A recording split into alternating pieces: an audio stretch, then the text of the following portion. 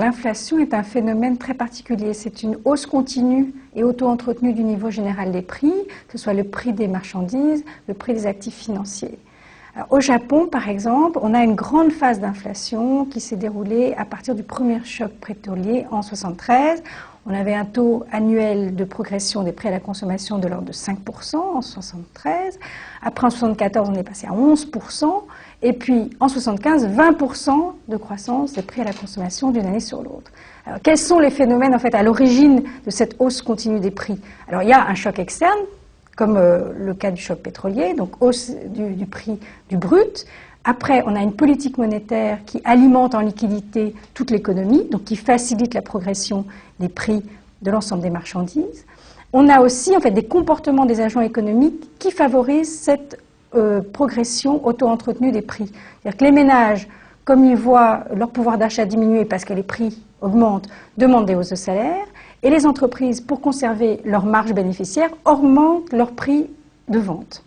Alors, la désinflation, on assiste en fait à un ralentissement de l'inflation, c'est-à-dire que les prix continuent à augmenter, mais ça ralentit d'année en année.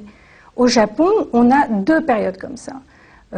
Après le grand choc pétrolier, la hausse des prix à la consommation très rapide, à partir de 80 jusqu'en 86, on voit une baisse en fait des prix à la consommation.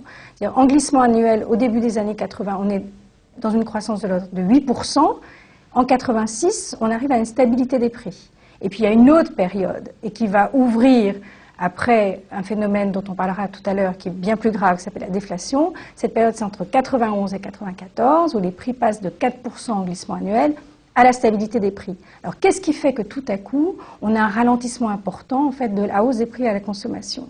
Eh bien, ça vient d'un phénomène tout à fait de politique économique. C'est-à-dire qu'on a un policy mix, c'est-à-dire un mélange de politique budgétaire et de politique monétaire restrictif. D'une part, on a une politique budgétaire restrictive avec une hausse des impôts qui touche à la fois les ménages et les entreprises, donc qui grève le pouvoir d'achat des ménages et qui grève les profits des entreprises. Et puis on a une politique monétaire restrictive qui draine les liquidités qui avaient été injectées en période d'inflation. Après, on peut avoir, si le processus se poursuit, on peut entrer dans quelque chose de beaucoup plus pervers qui s'appelle la déflation. Et c'est ce qui s'est passé au Japon. C'est-à-dire qu'à ce moment-là, on a un système auto-entretenu de baisse des prix. En glissement annuel, les prix deviennent négatifs. Et c'est l'ensemble des prix qui est touché, c'est-à-dire le prix des marchandises et le prix des actifs financiers. Alors, à partir de la fin des années 90, on voit que les prix à la consommation au Japon baissent de 1% en glissement annuel chaque année en moyenne. Le prix des terrains baisse de l'ordre de 5% en moyenne chaque année.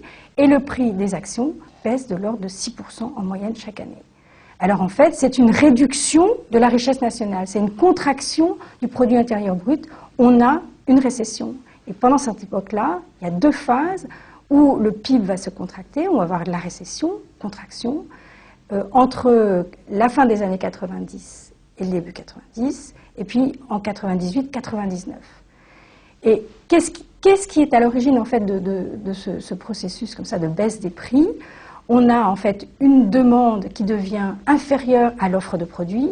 On a donc une politique monétaire qui est restrictive et trop longtemps restrictive et qui a modifié en fait les anticipations des agents économiques. C'est-à-dire que les agents économiques maintenant préfèrent reporter leur consommation dans l'avenir. Les entreprises préfèrent reporter leurs décisions d'investissement dans l'avenir. Parce que sur le moment, les prix vont baisser. Il n'est pas souhaitable de consommer maintenant, les produits seront moins chers. Il n'est pas souhaitable d'investir maintenant parce que les rendements ne remontent pas, ne seront pas intéressants.